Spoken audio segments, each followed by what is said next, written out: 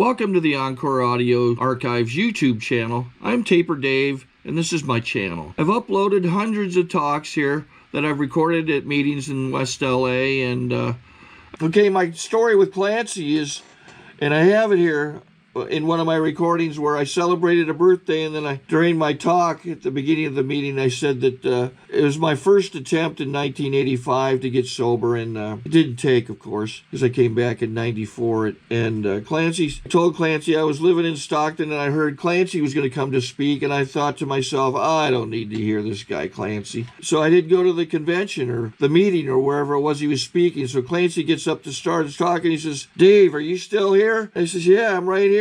He says, you know, we held that meeting up for 15 minutes waiting for you. So there's my Clancy story.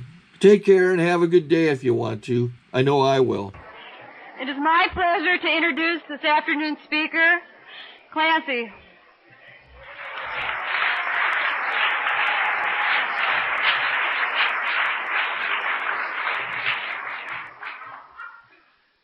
My name is Clancy Imislund, and I'm an alcoholic.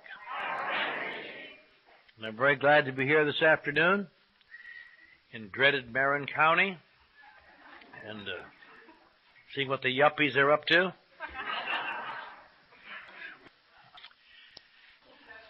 I've had kind of a big week. Some of you know that I was supposed to talk for Frank Brennan down in the Longshoremen's Club last Sunday night. I got a phone call Saturday that my mother had passed away in Wisconsin, so I had to cancel out, and I went back to Wisconsin. I spent much of the week in Wisconsin burying my mother and making the funeral arrangements and such things. It sounds sad to say my mother passed away, but it really was a blessing. It was a deal where I was up there quite a bit recently to see her, and the last time I was there, she didn't even recognize me, and she was just in pain and sick. So when she passed away, it really was a pleasant thing. It is always a little drag. I'm sure most everyone has to go through it sooner or later, but I never have had to, of going in to pick out caskets and things like that. That is and I couldn't even bear the idea of it, but it's like so much AA tells you. You just go do it. And you got in there, and the guy was a nice guy and didn't even think about it after, But just the concept of the casket room not scared me, but made me feel bad. But it's like so many things. You just go do it. And then we had a nice funeral, and Wednesday afternoon we buried my mother in a little country churchyard out in the country, just the sort of thing you see in a postcard with grass and trees and rolling fields and the little country church across the road and birds singing. And I really felt just tremendous when the funeral was over. And I remember getting on the plane and coming home. I had to drive back to Minneapolis kind of helter-skelter because I wanted to be at my home group that night, because that's my home group and other meetings like that enable me to walk through such things with some degree of ability and security, things that of myself I cannot do. And then I tried to do about a day's work yesterday, and then Thursday, and then yesterday we had a guy was killed right outside my office, stabbed to death, and another guy was killed in the corner, and just on and on, back to reality. And then I told a friend of mine that I would help him start his new little group.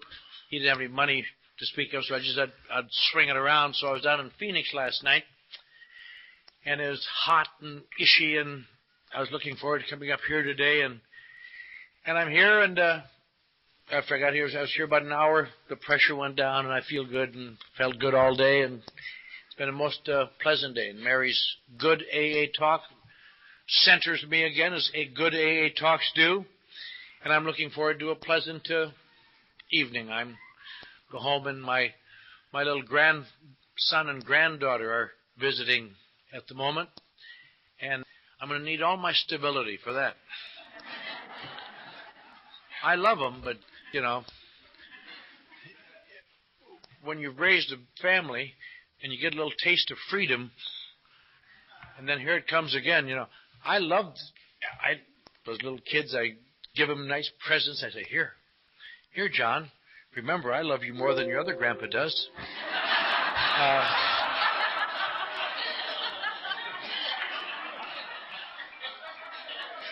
But he's only about 14 months old, and he doesn't realize what I'm doing for him. And he just walks around, and maybe some of you have the experience. We were talking about it at lunch.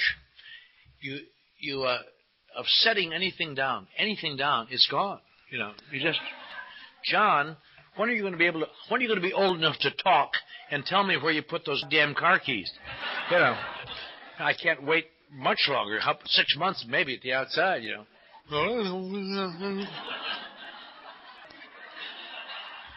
But I don't complain.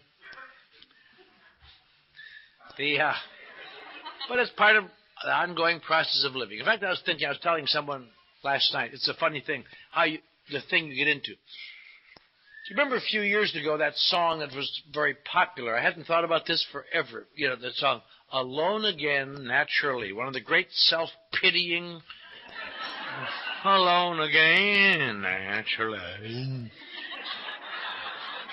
And if you listen to the lyrics in that song, the guy's got to be in his late 40s or early 50s describing because he's gone through these things for many years. And you suddenly think, here's this guy crying because his mother or father has died and he's in his late 40s and he's left alone. And you think, what a dummy, you know, it's going to happen. But I was thinking about that in the last 14 or 15 months. My father's died and my sponsor has died and my mother's died. And I caught myself thinking just a little bit on the plane to Minneapolis the other night, you know, who's going to take care of me? Who have I got to lean on? And then you got to remember, that's what life's about. We take turns being leaned on. The people ahead of us, we lean on them. Then it gets to be our turn. The people behind us lean on us. And we would like to, but there's a little residual thing in me, and I presume in most of us, who still would like to find some warm lap to crawl into sometimes and explain why it isn't my fault.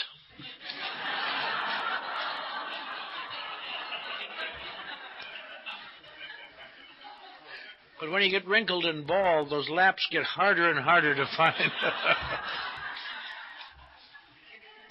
I, like most of you, have much of my life found the solution to that problem was having a few drinks. And a few drinks has always been able to help me a great deal. It tides me through. It gets me through difficult times. It replenishes parts of my spirit that seem to have either atrophied or never grown to full growth. It seems like in my personality there are things that have not been matured or something. And time after time in my life, I've fallen into a trap. And I never even recognized the trap for 25 years.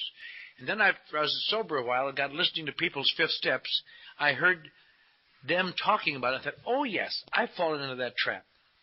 And then since then, I've worked in corporate situations. I've seen presidents of corporations. And I've come to the conclusion, everybody falls into the trap. People like us fall into it the most because it happens to you when you're feeling insecure, when you're feeling alienated. And people like us, of course, that's a symptom of our illness, as intermittent insecurity and alienation. But that trap is when you're feeling bad or feeling less than or feeling different or feeling a little left out, to start just looking around you to see what it is they've got you haven't got and how you can feel better and why you are different and why you are feeling estranged. And you don't even think why it is.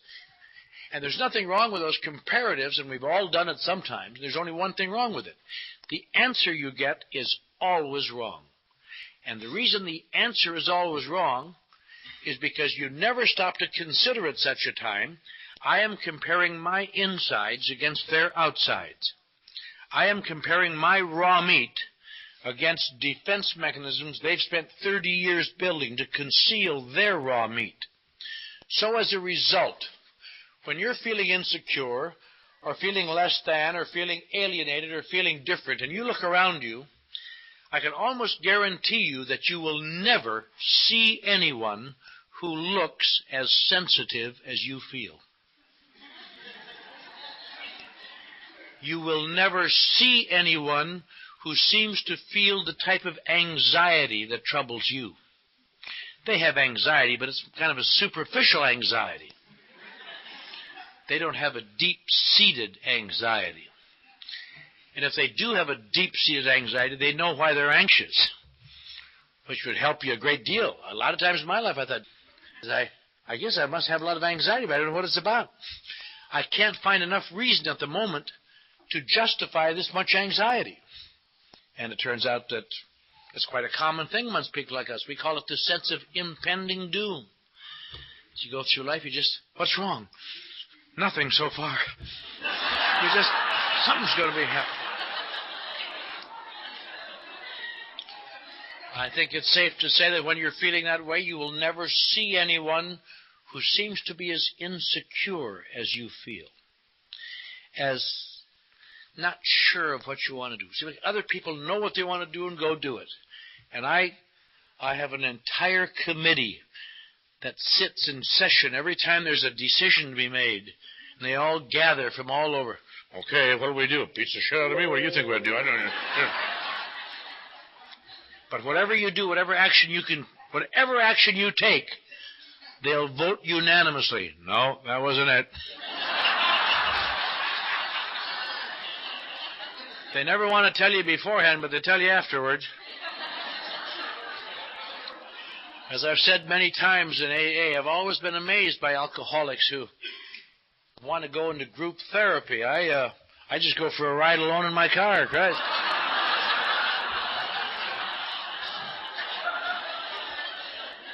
What do you think about that? Oh, that's a good point, yeah.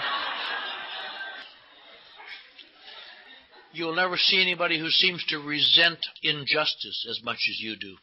Sure, other people resent injustice, but they're all wimps. They say, oh, go along, just play the game, yeah. But I've been a fighter for justice forever. There are a lot of young whelps in the last 10 or 20 years think they're the first generation who ever fought for justice. I fought for justice before it was cute. I stood on the barricades of life in my little way and... Justice! We demand justice for all mankind! And like people today, we also said, if there's not enough to go around, I'll take mine and screw them. You know. If there are any of you who are currently fighting for justice, let me tell you something. As you get a little bit older, your cry changes. After a while, you don't cry out for justice anymore. You start crying out, mercy, mercy. I've had all the justice I can handle for this lifetime. Because it turns out justice is not the way I want things to be, but justice the way they want things to be. And that's unjust. But the more you compare these things and the more you do these things, the more efforts you make to compare to see why you're alienated makes you more alienated. It's a funny thing. A lot of people, there's an awful lot of people in this world who have a lot of trauma. They don't drink, they don't show it much.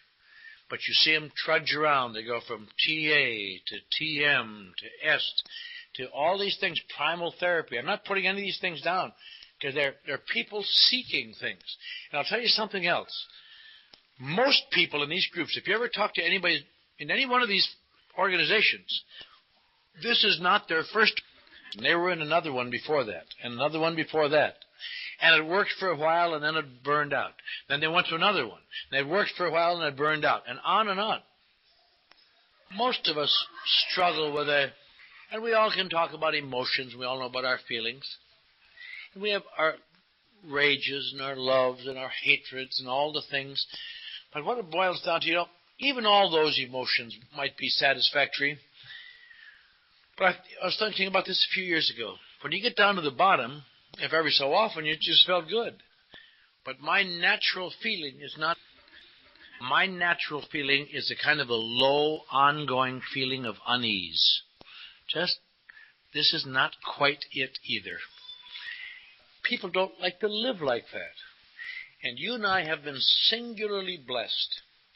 We have found a socially acceptable way to beat it, and a way that doesn't work for 93% of the people. Just think, those people out there have no solution. Oh, they have solutions, but and some of them feel as bad as you and I do. It's a funny thing when you think about it.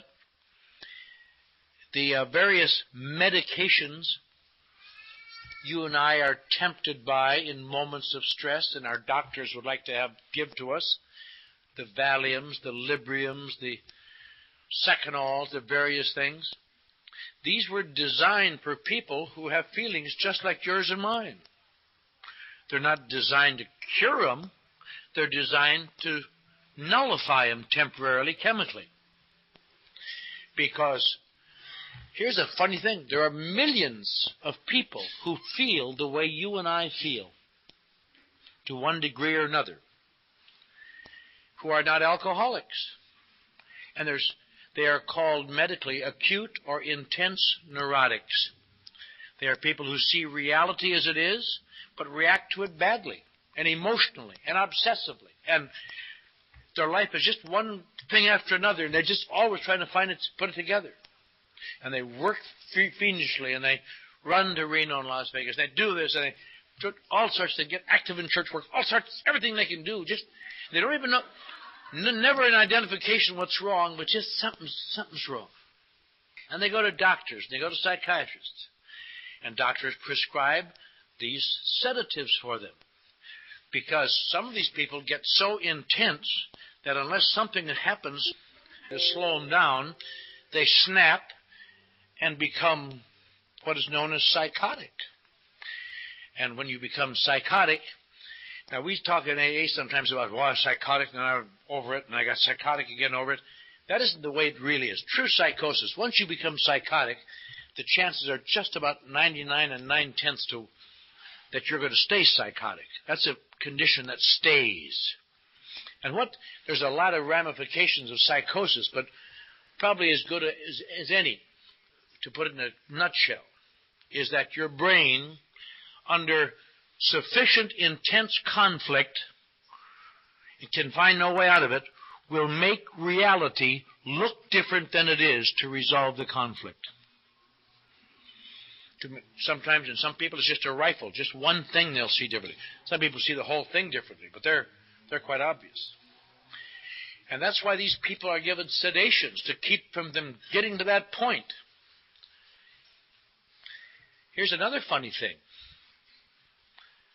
Alcoholics almost never become psychotic. The cases of alcoholics becoming psychotic are slim and none. Now, doesn't that sound strange? Because we all know alcoholism is the second greatest cause of insanity. But not from that. Alcoholic insanity is when you've used enough alcohol to remedy your emotions that it begins to dry out and desiccate your brain cells. Most of you, I am sure, have never seen a case of alcoholic insanity. I see them almost every day, and I wish I'd never see any. Because people with alcoholic insanity don't sit in AA meetings and talk silly, and they don't act funny and say ridiculous things. They sit in a chair, and people come and change their diapers 3 times a day. And they feed them, and put them to bed, and get them up, and change their diapers, and they can never get better. It's very similar to the last stages of syphilis, except for one thing. Syphilis has the decency to kill the patient. In alcoholic insanity, you can sit like that for 40 years, perfectly healthy. You just don't know who you are or where you are. But alcoholics almost never become psychotic. Isn't that strange? Why? Because when the conflict gets bad enough, long enough, they drink alcohol. Now you say, why don't these goofy neurotics drink alcohol? And many of them do. But in 93% of the people or thereabouts, drinking alcohol doesn't change it. That's what makes an alcoholic. Alcohol alters the perception of reality in some people. A case, if we wanted to talk about it, a case could be made that alcohol, you and I have the ability to induce temporary psychosis. Because when I drink alcohol, I make things look different. my relationship to my environment changes. I get taller and more self-contained, and they get smaller and less frightening to me. Alcohol fills my holes. And that's, I think that's one of the great reasons that people like you and me can say something I never wanted to say in my early years of sobriety, but I am so grateful today that I'm an alcoholic, because by God, at least there's something I can do. And as the New England philosopher says, most people live their lives in quiet desperation. 99% of people live their lives in quiet desperation. And you and I have lived much of our lives in quiet desperation, and we'll do it in little increments from now on. And there's a way out. It's called AA for people like you and me. And it's just amazing, because I mentioned this the other night in Oakland, that we live in the less than 1% of human history when there has been an answer for our problem. Just think, in 1932, a great many people in this auditorium today were living in 1932. And in 1932, as you know by reading the AA literature, a very wealthy family had money as much as they could spend, and they sent their son, an intelligent, a wonderful young man who had a terrible drinking problem, sent him to the best doctor in the world, Dr. Carl Jung in Europe. And Dr. Carl Jung examined this man, the leading doctor and psychiatrist in the world, circa 1932. And he said, Roland, I have some bad news for you. You suffer from what is called alcoholism. And there is no known answer in the world today. There are a number of people who try to have therapies, the drying out facilities, the cures, but there is no answer. They don't work. And I'm afraid I must tell you, you must look forward to a long and painful death. And I would do anything I could to help you, but I can't. Now, that was in my lifetime, and many of your lifetime. This is not something that just has been here all along. And in 1935, two guys got together and founded AA.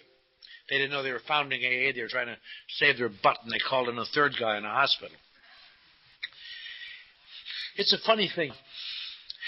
We were talking about this morning. We think so often about these early people in AA as some sort of devoted, dedicated, wonderful people living in an aura of sacrifice and nobility, and they were just like you and me. A couple of years ago, I was sitting in Houston, I guess, talking to Dr. Bob's son. And I said, that must have been a wonderful experience, being present as a teenager at the birth of the greatest social and spiritual movement of the 20th century. He said, he thought it was a pain in the ass. Yeah. So every time I wanted to bring a girl home, there'd be some new drunk in the living room. I said, Mark, I'm glad Dad is sober, but, couldn't he do that down to his office or something? God got revenge on him. Now it's 40 years later, and he's a member of Al-Anon. He married some alcoholic broad who just taught him a lesson or two. Yeah. But that is funny, and Bill and his wife sound like two wonderful people, but that was a terrible life, She was working in a store as a clerk, and he wasn't working, couldn't get a job, and he'd keep bringing home these guys, and they would steal things and sell them, and just terrible. And in fact, he was ready to drink again. And he said to her, gee, Lois, this experience I thought I had in Towns Hospital, I thought it was some wonderful thing, but I guess it didn't. It was maybe just a psychotic experience. Because everybody I've tried to help has gotten drunk. For 10 months, everybody I've tried to help has got drunk. It isn't working at all. And she came up with probably the only answer that would have saved him and thereby saved you and me to be in CorteMadera this afternoon. And I asked her once, I said, how in the world did you ever think of that answer? What an inspiring. She said, I didn't even think of it. It just seemed so obvious. I didn't see why Bill didn't see it. She said, it must be working, Bill. When you try to help these people, this is the first time you've ever stayed sober 10 months. There's a great lesson there, too. Because a lot of us who have been sponsors and tried to be sponsors get very discouraged when the people we are helping don't become wonderful.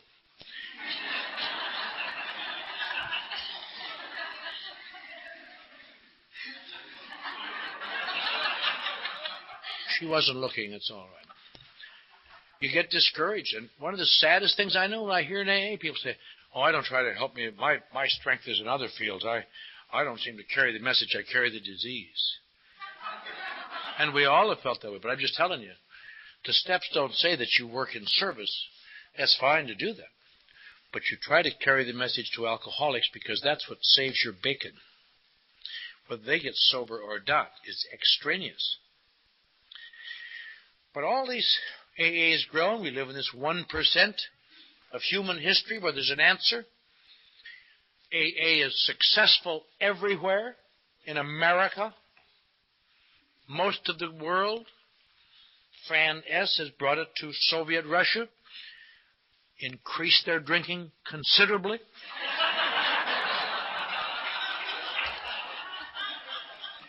Fran makes 2 more trips out over there. They're going to pull out of Afghanistan. So alcoholism isn't really a problem anymore like it used to be. It's just kind of an inconvenience now. You want to do something about it. And isn't it strange with all of the Alcoholics Anonymous all over, in addition to that, backed up by hospitals and treatment centers who developed a tremendous interest in this field as soon as insurance money became available? I'm not putting it down. I also know that from my friends in Washington that the insurance companies are getting very cross at the corporate level with the amount of return visits done on their insurance. And you can look in the next year or 2 or 3 to a policy that's going to have only outpatient treatment on insurance. No more paying the $10,000 a week or whatever they pay. So if you're planning on being goofy, get it in soon. But with all the detoxes and hospitals, in addition to AA, there's no need for any alcoholic to ever have any sustained problem again. And that's why we have to remember that today, with all of the facilities available, today 95 alcoholics out of 100 in America die drunk. And most of them die drunk because they cannot accept what they've got. And I'll tell you something else that's safe to say in any AA group. A number of people in this room today, sober and sane and safe, will die drunk. That sounds terribly negative. It isn't because AA doesn't work. I'm not trying to frighten you. But it's just the nature of the beast. Because people like you and me have a tendency, when left to our own devices, to keep thinking of alcoholism as some acute illness that we have cured and gotten away from. Like bulbar polio. Get over, boy, I almost died, but they brought me out of it, and now I'm okay. And that isn't the way it is. It's hard to remember that alcoholism is very similar to advanced diabetes, for example, where you can be pulled back by the brink of death and restored to health in some cases, only as long as you continue to take the insulin. But if you stop taking insulin, no matter how long you've been recovered, you go back to where you were. And that's what alcoholism is. But our minds would like to tell us differently. I'm okay. I see people die from alcoholism every day. And I want to rush out and grab them and say, Jesus, you don't have to. You don't have to die. You don't have to live like this. There's an answer, and I'll tell you about it. And I'll go to the wall with you. And it makes me so cross that they will not accept it. And then I have to stop and remember. I'm pretty smart. I've got a good education. I've got a keen mind, and I want to do what's right for me. And I slipped for 9 years in AA. And I didn't succeed till they all stopped trying to help me. If I'd have found 2 more people to love me, I'd have been dead. I thought I shouldn't say that because a guy loved me, but as Mary talked about, he loved me in a way that did not include my decision-making as part of the love process. He just said, here's what you do. And I always want to sit down with folks and reason. And he didn't want to reason, the old fool. If he had a reason, I'd have had him. And John Barleycorn would have had me. But the worst years of my life came after I came to AA. I felt bad when I came to AA because I'd been in jail 2 or 3 times. That was not the image I wanted to project as a young executive on the way up. After coming to AA, I went to jail 32 times. Before I came to AA, I was in a veterans hospital once in the winter of 1946 for nerves. After coming to AA, I went to veterans hospitals and city hospitals and county hospitals, wound up one day finding myself committed for an indefinite to life in the Texas State Insane Asylum in Big Spring, Texas. Now, I'll tell you, when you're a young guy trying to hold it together and you got a family and you want everything to be right, and you find yourself being committed for an indefinite to life to the Texas State Insane Asylum, you have an intuitive feeling this is going to look like hell on your resume.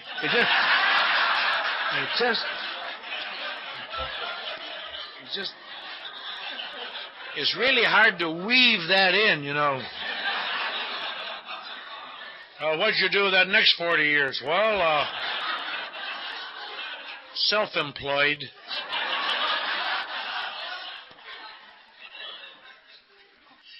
And I went right to the end with it. Finally lost my family, finally lost my home, finally lost my occupation, finally lost my car. In fact, about the last job I had, one of the truly embarrassing situations, worse than jail, is when you're on a job trying to wheel and deal, and GMAC comes in and gets the keys to your car. Okay, you, Imislund, give us the keys to the damn car. You're 4 payments behind. Here you are. I guess they want to tune it up. And then I got my teeth kicked out in the floor of the Phoenix trunk tank. I've often thought about that. You can get new families. You can get new homes. You can get new occupations. You can get new starts. But it's like our book says, we are like men who have lost their teeth. We never grow new ones. And I wound up in an old T-shirt, an old pair of pants, and a pair of tennies, and no front teeth, being 86th out of a Skid Row mission in Los Angeles. And I try to explain, but I'm not a bum. I didn't say it quite that clearly. But I'm not a bum. I wanted to explain to him, I'm an award-winning writer. I got awards. A couple of years ago, I directed the Grand Opera at the University of Texas, won awards all over the world. I've done so many things. I'm a talented man. But I was having a little trouble with my consonants, Phil. So I finally just wanted to say, I'll get to you, you son of a bitch. And that morning it was raining, and I walked 91 blocks out to the AA club on Wilshire and Fairfax, and the guy wasn't going to let me in. He said, you're banned out of the AA club. Banned out of the AA club? He said, you stole the coffee money a couple of weeks ago. It's the Friday night meeting, remember? I said, oh, yes, I remember that now, yeah? I guess I had a little slip. I always knew how to act like an alcoholic, even if I wasn't one. He says, you don't act like an alcoholic. You'd have a slip. You're just a phony son of a bitch, and you make me sick, and you make the people in this club sick. I thought, I guess you're right, Tom. But I thought, someday I'm going to take some hot pliers and pull out your fingernails. And then laugh. So just go in the back room. Don't anybody know I let you in, because you make me look bad. Just get in there and get out of sight. I said, God bless you, Tom. But I thought, I'm going to take those hot fingernails and stick them in your eye, and then I'll do a tap dance.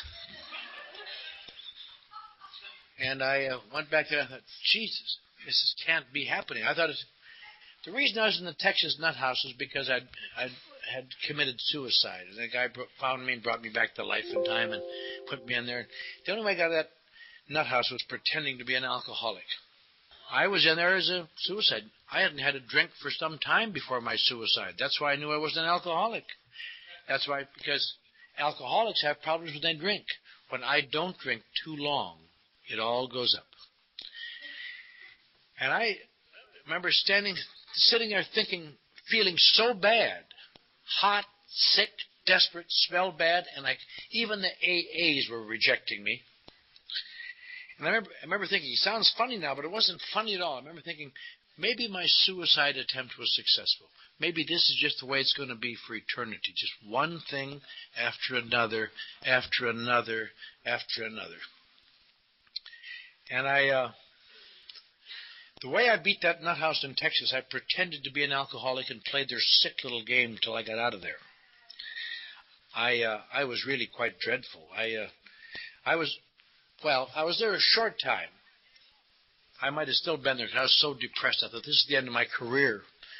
Some guy said, don't ever try to escape from here, escape-proof hospital. I said, oh, is it? And my heart started for the first time in a couple of weeks.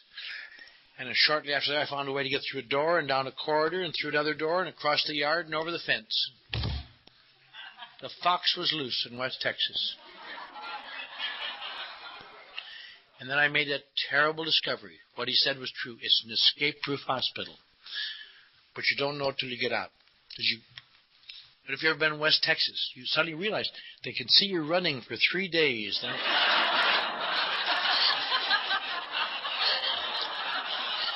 and you feel like such a dumbbell in your white bathrobe out there.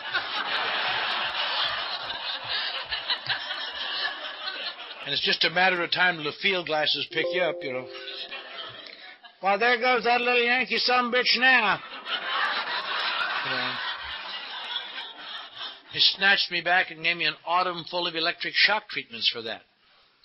And when you've had an autumn full of electric shock treatments, you never run much after that. You just... Do you remember my name? I don't. Could it be Hart, Scheffner, and Marx? And when I got through that, I had to get transferred to that alcoholic ward because I was desperate. I knew that. And I saw they had an alcoholic ward in Ward 9. And my memory came back, and there's an old guy named Mr. Ross. I got to hustle this old son of a bitch. And he would come through our ward. I'd say, Mr. Ross, I said one day, Mr. Ross, I'm here on a suicide commitment, but my problem has always been alcohol. When I don't drink, I'm happy and contented, but I have a terrible need to drink sometimes, an obsession I can't control. And when I drink, it's as though the drinking requires more drinking, and I lose control and everything goes, and I'm willing to go to any length. Do you have some sort of an answer to a problem like this? Do you have any literature I could read? Is there any meetings I could go to? If I could just find a God that I've lost in the bottle. And his eyes went... Poor old man had never seen a sincere newcomer. And they transferred me to the alcoholic ward. I was the best patient they ever had in that hospital. Everybody else was committed there by their families for 30 days. They're going to stay 30 days and go home. That was the program in the 1950s. And I was there till I got better, which I got to be secretary of the group as they came and went, and I got to be a big man on the hospital in the AA program. Alcoholic. And these guys said they didn't want to be there. You'd sit next to a guy and say, what are you going to do to get out of here, Fred? I'm going to kill that bitch. You know. Yeah. Old Mr. Ross would give us lectures. Maybe they still do it in hospitals. Well, boys, today we're going to talk about the 12 steps for an hour. Everybody, oh, jeez. But I had to look interested. They're going to go home anyway. Oh, good, Mr. Ross. And you'd get all done with an hour. They said, just, your hair would be sleeping. That's what happened. It was still back there sleeping. I forgot to pick it up. He said, are there any questions? Nobody had any questions. Can you tell us some more, Mr. Ross, about the fourth and fifth step? How we get this garbage out of our systems and onto paper and share it with another human being to find release? Can you tell us about that in detail, Mr. Ross? It's a yes, I can. And the whole rest of the room would say, oh, shit. But I couldn't be concerned with them. I had to have him. And I finally got out of that hospital on that basis. And the funny thing is, I never had another drink. Till I ran out of Thorazine. And I knew I had to do the same thing in Los Angeles. So I played their sick little game in that AA club. And I said, get a sponsor, get a sponsor. I always got a sponsor. Wherever I was around AA briefly, because it looks good to have a sponsor. And I'll tell you how you get a sponsor. Try to find someone who says things like, I have non-judgmental love. I love you just as you are. You need not change for me. Perhaps if our paths come together, we can walk side by side.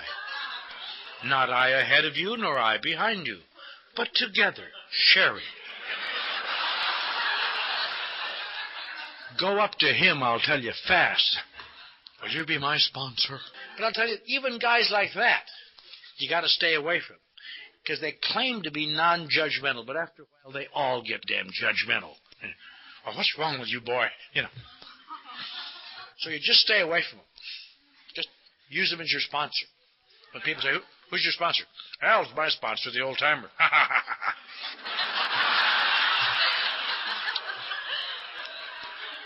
But the only time you ever called such a sponsor is 2 in the morning or so. And you say, hello, Fred.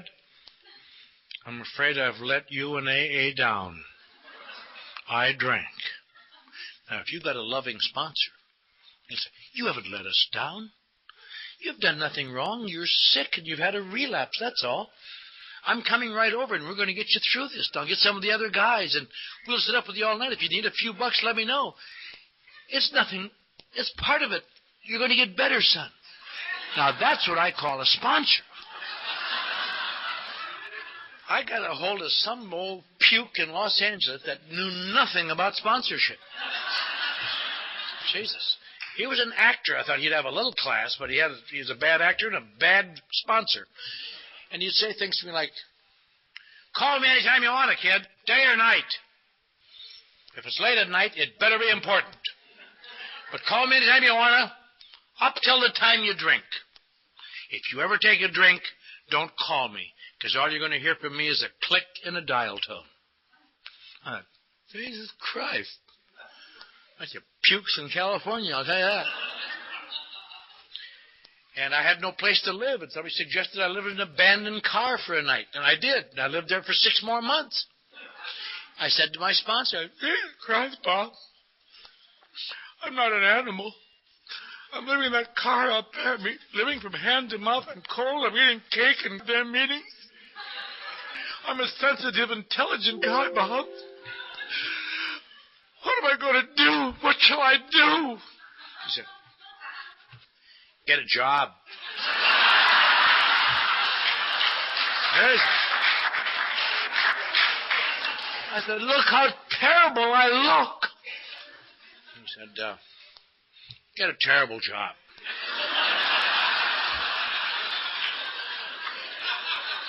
That's not love, folks. Well, I had a terrible time, and I did things this old puke said and did, and just to keep off my case. That just hit you. I got fired off of job after job because of my stinking attitude. I had a job as a furniture mover. I lasted till noon on that job. And the guy said to me, hey, you without the teeth, you bumped my lamp.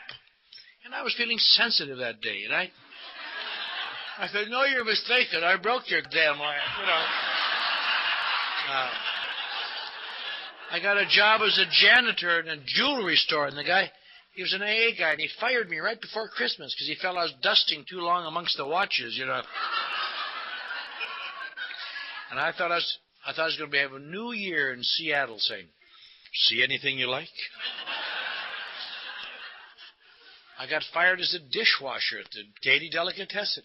Lasted 2.5 days there until I began to realize that the busboys were bringing in more dishes than that restaurant was using. Which led me to deduce they were getting them from other restaurants to humiliate me. And I got fired. AA has no steps to cover when you're being screwed by life, I'll tell you that. And my sponsor talked to me about a week before that. He says, shouldn't you take your inventory? I tried to explain to him, I've been in psychoanalysis for thousands of dollars worth with professionals. I know a great deal about my insides and my past. The inventory step may work fine for AAs who need some rudimentary understanding. But I've done it with professionals. And I don't think I needed inventory, but thanks. Well, the day I got fired as a dishwasher, I thought, damn it, here I am, 6 months sober, living in the back seat of an abandoned car, no front teeth, have a few clothes that some mopes gave me, a jacket that doesn't fit unless I carry one shoulder up like that. Well, see that handicapped guy? Yeah, but isn't that a pretty jacket he's got on? Yeah, just... And I decided to kill myself, because that's, if you can't drink, I don't want to look bad to my sponsor and drink. So I decided to kill myself. I didn't know quite how to get to the ocean, but I walked back down Sunset to La Cienega and across La Cienega over to Wilshire. I knew that went to the ocean. And I walked and walked and walked, kind of a tragic Hamlet-like figure. Maybe you've done that when you're really feeling depressed and you walk down the street and you just know that people are saying, oh. What a terrible load that man must carry. And it turns out later what they're saying is, see that asshole? You know. But I walked and I could not find the ocean. I couldn't believe it. I stopped in a gas station. I said, where's the ocean? He says, you're just in the western end of Beverly Hills, kid. You had to go out past the Veterans Hospital, then about another 5 miles. I don't mind killing myself. I'm not going to walk 5 more miles to do it. So I'd walked into my sponsor's toll zone, cut it down the call to a dime, and I called him up. Hey, Bob. And I decided, he is such a hard man. I'm a good writer. I've made a good living most of my life when I've been able to as a writer. I'm going to give this guy the saddest story that no one could say no to. It'll take his heart of stone and make it bleed red. I said, Bob. He said, why aren't you working? I said, Bob, now let me tell you something, Bob. I'm not complaining about my children I've lost that I'll never see again. I'm not complaining about my family or my mother and father who've written me off, never write. I'm not complaining about the fact that I've lost my jobs and my life is over. That's all right, Bob. I can handle that. But there's something I don't think you know, Bob. You know, even in AA, people treat me differently. I'm not... You say about how you were... I hear you talk about how you were accepted in AA. They don't accept me, Bob. I go in the club and they won't call on me in participation meetings. I sit down and have a cup of coffee with somebody, and they get up and go to a different table. And people, when they go to parties, they tell each other not to tell me. And everybody has a friend, and I don't have a friend, Bob. And I'm alone and desperate, Bob, and I'm doing the best I can, but nobody cares. And it suddenly struck me, this is true. Oh, Christ. The worst story I could think of was mine, Jesus. And I burst into tears. I said, what am I going to do, Bob? What am I going to do? He says, why don't you write your damn inventory the way I told you? And I said, why don't you? I forget what I asked him now. It's been fun to watch him try it. I said, Bob, in my judgment, Bob, that's the last thing in the world. Christ, I'm burdened with remorse and sadness and sickness and despair. And in my judgment, taking inventory will make me crazy. He said, in your judgment? Who cares about your judgment? You live in an abandoned car, for Christ's sake. He said, if I wanted your judgment, I'd go down and put my head in the back window and ask you for it. So I'm living in a big house in Pacific Palisades. Who gives a shit what you think? I'll tell you, I was staggered. I've had cruelty, but that's just about the acme. And I thought to myself, if I just had the money, I thought, I would call up the World Service Office in New York and just tell them, I just want you to know there's an old-timer in Los Angeles killing newcomers. And I'll tell you his name and address. Now it's 27 years later, and I find myself in a different mode. When I talk to the World Service Office in New York, I say, no, I'm not.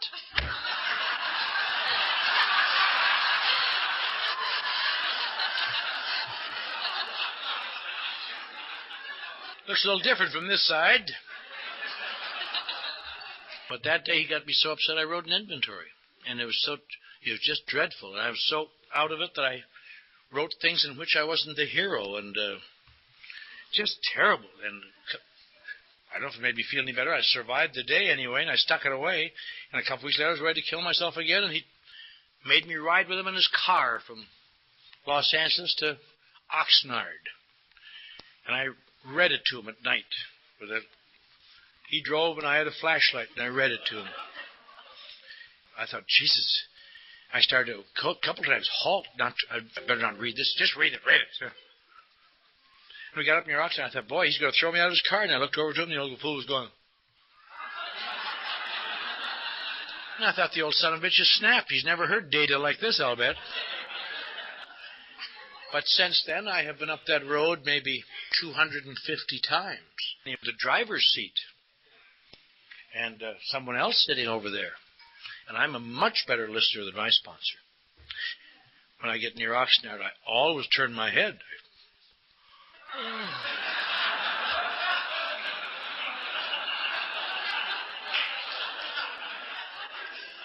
Because there's only so many things you can... But inventories are only seem obsessive to the first day. When you've heard a few inventories, there's nothing new in any of them. The details vary, but it's always the same erosion of self. In fact, sometimes when you start to hear an inventory, after a while, you know where it's going. It's hard to wait to listen to it be read. Sometimes you can tell when things have been left out. You say, didn't you leave something out there? Did that bitch call you? No? And a lot of people want to explain. Now, what I'm about to read you, let me explain it a little bit. You see, it isn't quite the way it sounds. It's just read it for Christ's sake and shut up. But I know that day, I guess, I took the most important step in AA. What was it, the fifth step? No. The third step. I did something that I was unalterably opposed to doing because that was the action called for. I allowed a power greater than myself to superimpose over mine. Turning your will and your life over to the care of God, in my opinion, does not consist of mouthing pretty prayers while you go off to do what you want to do. It's allowing AA and its practitioners to superimpose different ways to do things. Because the only thing different about AA than anything else is something to think about, Almost every therapy in the world, forever and even today, says this: you come to us, we will change your thinking, and eventually your actions will change. AA is the only therapy that I know of, it was for many, many years, that says just the opposite. You come to us, we will change your actions, and eventually your thinking will change. Someone was wise enough to discover we haven't got time to wait for our thinking to get better. We're going to have a lot going before then, Now, it's a new tenet in mental health the new thing they're introducing into UCLA and other big universities. It's a big thing called behavioral modification, where they take people and they don't care how they think, but they change their actions. And they're finding some degree of getting better. They say, look what we have discovered. And we all go, oh. Because that's what AA is about. Behavioral modification. And in so changing your behavior, that eventually your thinking changes. And when your thinking changes, your self-worth changes. And your ability to identify and begin to fill the holes in your psyche that have been so intolerable. And the knowledge of beginning to understand that you are not as different as you have always secretly been terrified that you were. And continuing to do these things little by little. Hopefully coming to, for people like me, perhaps like some of you, get to a point where you are now willing to make yourself available to God because you no longer feel unalterably stained. I was raised in a very strict church, and all of my life I couldn't stand God because I was too sinful. But we were talking about that the other night. You know, I said, my life I've broken all the 10 commandments in the Norwegian Lutheran Church, but if you break 3, you're gone. And I've broken all 10. How do I get back in? And I suddenly remembered, I haven't broken all 10. There's one part of one I haven't broken. And I've used that as a beachhead, like going ashore at Iwo. And because as of tonight, this afternoon, I have never coveted my neighbor's manservant. Not much, but it's...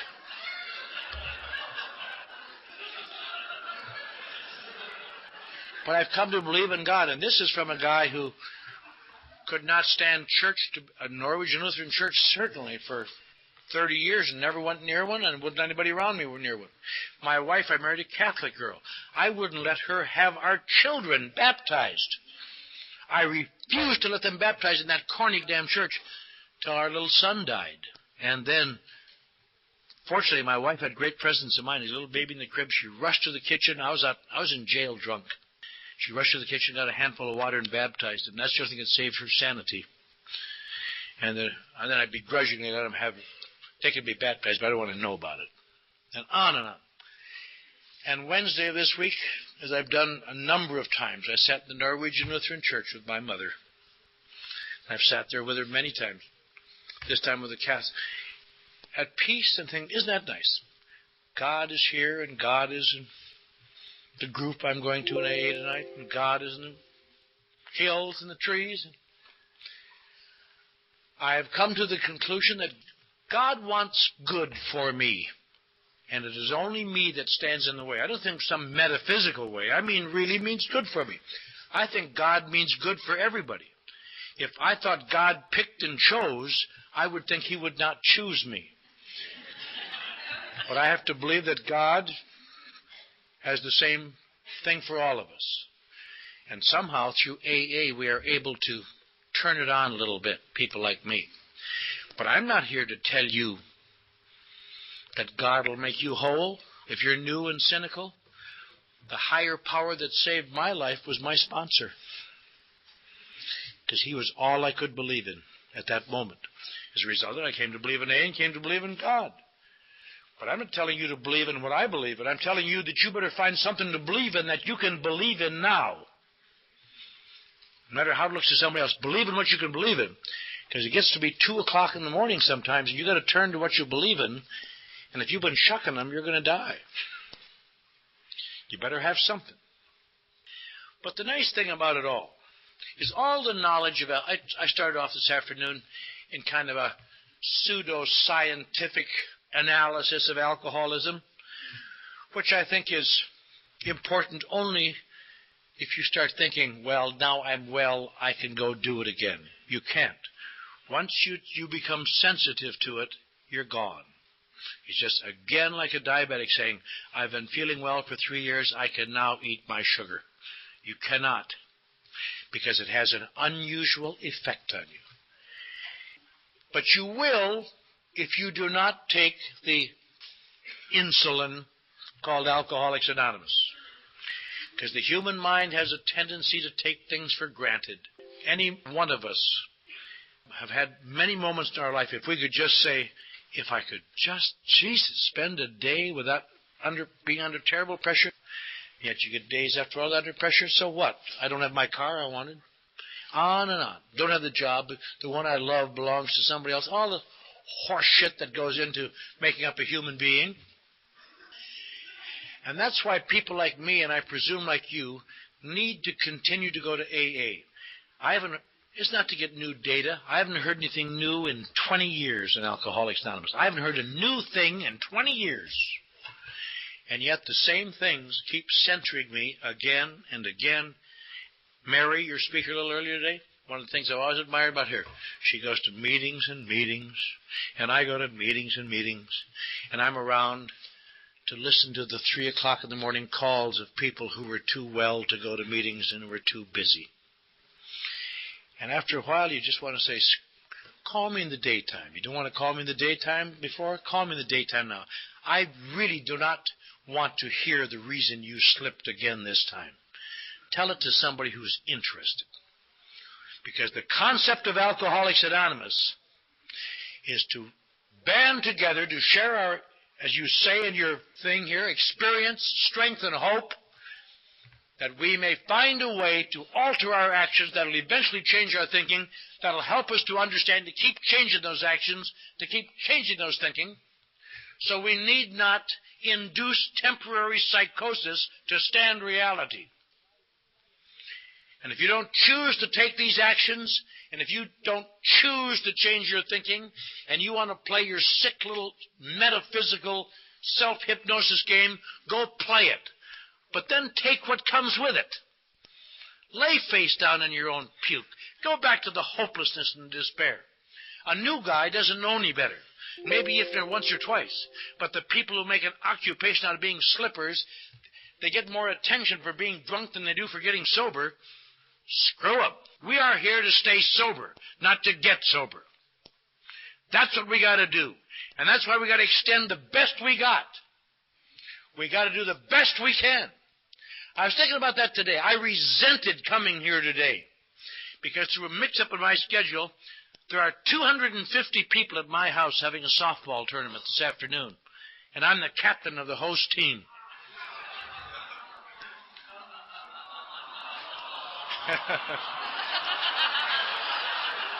Don't worry, my team chipped together to make sure I made the trip. But I'll tell you, my whole house and backyard is full of maybe 350 people. And they're all having fun and playing games, having fun. And I thought, damn it, I got to go to CorteMadera. I could have been a champion pitching flawlessly. But there isn't even a doubt, because I wouldn't have a yard to meet in if I didn't go to AA. I wouldn't have my grandchildren there. I wouldn't have my wife. I wouldn't have my children. I wouldn't have anything. But more important than that, I wouldn't have my sanity. I wouldn't have a moment's peace in the world.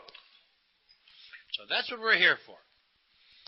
We share our experience, strength, and hope. Do what you got to do and keep doing it. So as Mary said, you can walk through your life with some degree of dignity and self-worth and reason for being. And when you can do that, it's all worthwhile. Thank you.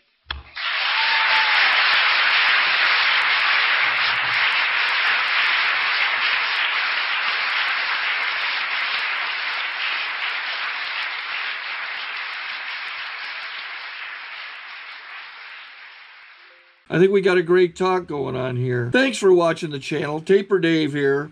Just curious, do you think this is better than Zoom? Okay, this is how I prepare my drone for launching. I like to do it inside the cab of my truck so I'm not standing outside in the weather.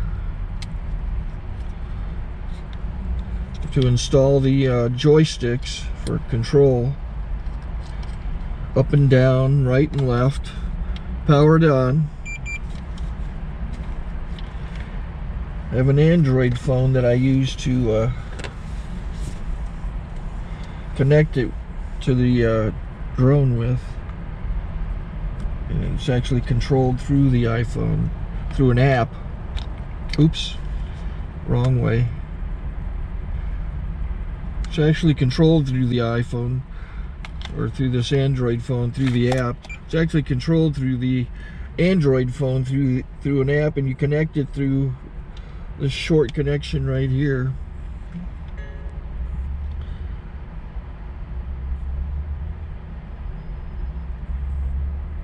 Remote control connected. Remote control's connected.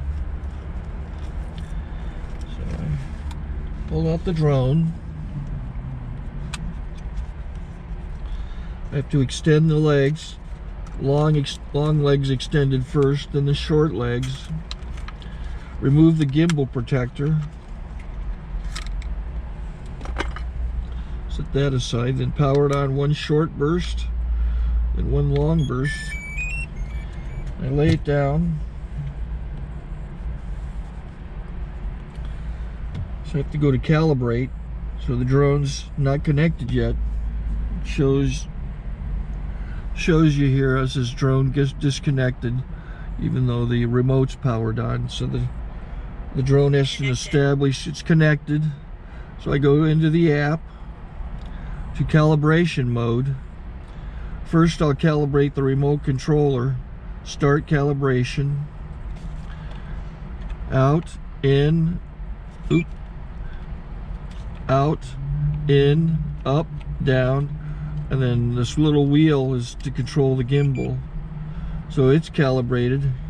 Go to gimbal calibration, start calibration, and then it calibrates the gimbal. I don't know if that shows up. The gimbal's moving all over the place. Changes, you can see it on the video. And I'm calibrated to take off. It's acquired 7 satellites at the moment. There are 26 satellites up in the sky, which it has to acquire before you can take off. So it's connected. It's got enough satellites. This is white. I can go to press this little arrow button, swipe right to take off, and it would start the motors if I slid this to the right. But I'll wait till I get outside. Don't want to do it inside.